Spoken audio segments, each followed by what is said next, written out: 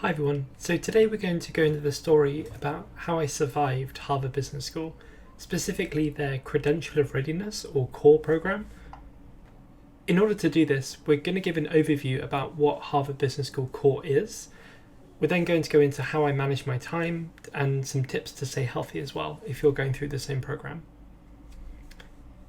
Before we dive into that, who am I?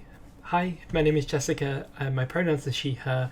I have an MSc in marketing and I also studied at the Harvard Business School, specifically the CORE program. I currently work in the government and public sector, although previously I've worked at Google, Guardian and GE, and I've also taken on some multiple consulting clients too. So, what is Harvard Business School CORE? The CORE program is their Credential of Readiness, CORE. The course itself is split up into three sections. You have the business analytics section, the economics for managers section, and the financial accounting section. There's weekly assessments here, and there's one final exam, which is 3 hours and is a closed book assessment. It's pretty full on.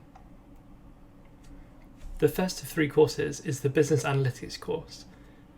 This takes descriptive statistics through to regression analysis and teaches you along the way.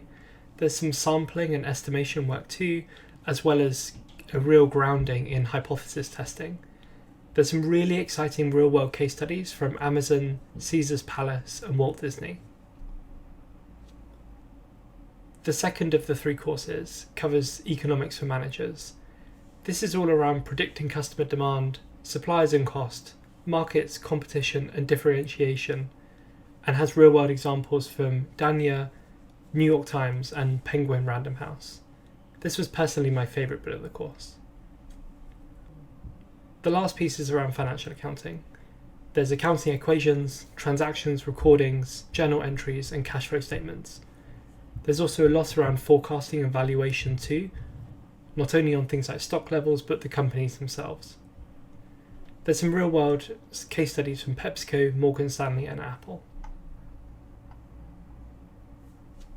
The course itself is pitched as really useful for recent graduates or middle management, although I personally used it as a sort of pre-MBA course to give me a refresher or a general overview for what an MBA might be like. There are two speed settings available. There's the extended core, which is a 17-week course, about 10 hours per week, with a 3-hour final assessment. And then there's the normal core, which is 12 weeks and about 15 hours per week. You're covering the same content, however you're just doing it in a shortened time. The course is pretty expensive, somewhere between $2,000 to $4,000. Now, my experience of CORE. At the time I studied towards Harvard Business School Credential of Readiness or CORE, I was working full-time for General Electric, which was equating to about 60 hours per week. It was a global marketing role, so there was working with all sorts of different time zones and not a lot of sleeping involved. And as you might imagine, adding 15 hours per week on top of that to study towards this Harvard Business School Credential of Readiness course led to what can only be described as a lot of stress. So I'd like to share with you some time management and study tips.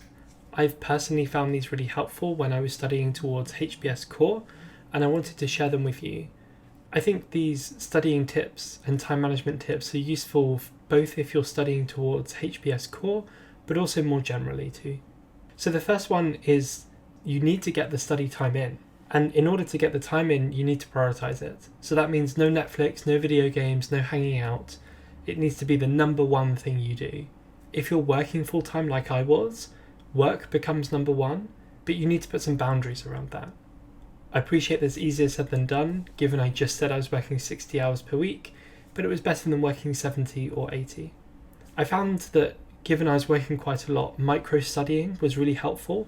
It's this term where you sort of take any opportunity to pick up a book or pick up some study material. So for example, you might be at lunch and instead of sitting with people, you could go take your books and do some more studying. Whilst commuting, you could either, if you commute via car, you could put something on radio inside of the car, or if you like me in London and you commute via the London Underground, or some sort of national rail service. You can commute whilst on the tube or the train. My favourite in terms of micro-study was waiting for work meetings to start. Given we're all currently remote, there's less aspects of this, but when you're in an office, I often found I was waiting say 5 or 10 minutes in order for everyone to be in the room to start studying. HBS Core is really great because it gives you all the materials you need online, so you're able just to hit this really easy URL and start learning quickly.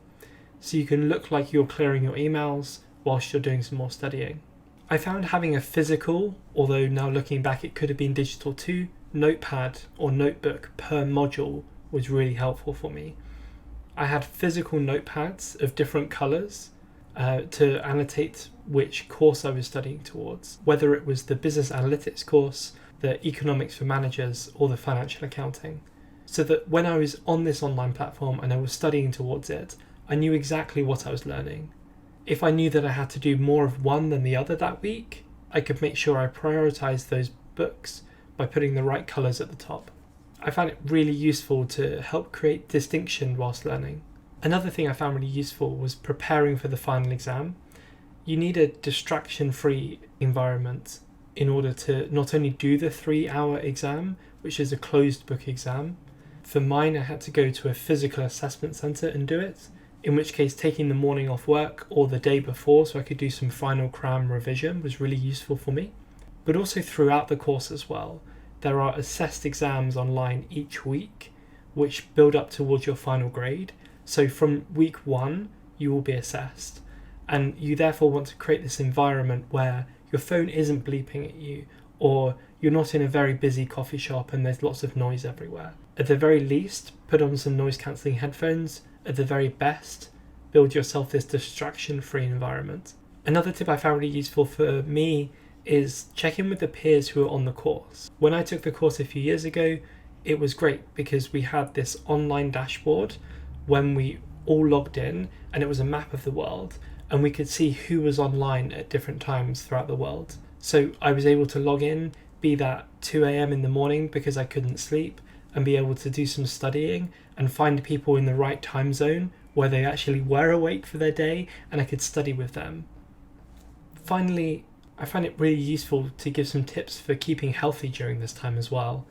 Not only is this a really high stress environment and is therefore at a high risk for triggering something like burnout, which we've covered in previous videos, and I really want you to avoid, but also just health in general.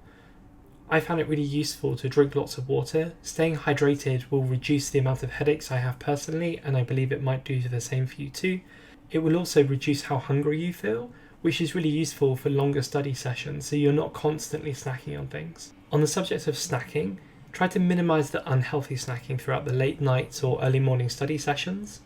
We've all been there where we reach for the Haribo or crisps rather than reaching for the vegetables or fruit, but just try and, especially when you're on this intensive course, make the right decisions. There's a phrase that says garbage in, garbage out, and with health this is quite literal. If you don't fuel yourself with the right foods, you're not going to get the best out of your body and your brain. I found it really helpful to remove unhelpful apps from my phone. So wave goodbye to Facebook, Twitter, Instagram, etc. You don't need those in your life for this short amount of time. You're not going to miss out on anything by getting rid of them. It's all going to be there when you get back. You can feed the algorithms later. But for the time being, you want to get your attention time back away from things like social media and into this intensive course. I found it really useful to have a bedtime routine. When I'd finished a really busy day at work, I got home, I had some dinner really quickly, and I started studying. Very quickly it became very late at night, and therefore having a routine in which I could make my brain remember that I needed to go to sleep and I needed to be in a happy headspace was really useful for me. In terms of bedtime routines, for me personally, I found having a shower before I go to bed to be really useful. I found it calming, and it was able to give me a separate space from my workspace or study space in order for my brain to relax in the evening. I then also used my Google Home to play me some sleep sounds so that I would fall asleep to a thunderstorm. Please don't forget about the small wins as well. The assessed exams every week will really start to take a drag on you, especially once work commitments or other study commitments you have or family commitments start ramping up throughout the course. The weekly exams will become this sort of pivotal moment in your week, and celebrating them I found to be really useful. Give yourself a cookie when you pass the exam, and if your score goes up over every week, maybe make a special occasion out of it. In terms of special occasions, one of the biggest things for me was celebrating finishing this final exam. It was a over 3-hour final exam. From memory, I had a question roughly every 60 seconds for the total time of 3 hours. This was incredibly stressful, and celebrating this as a big win was really useful for me, not only to celebrate my hard work, but as a way to finalize it and say, I'm done and finished with this course now. And for me, that was going out and having a nice meal with my friends. So thank you.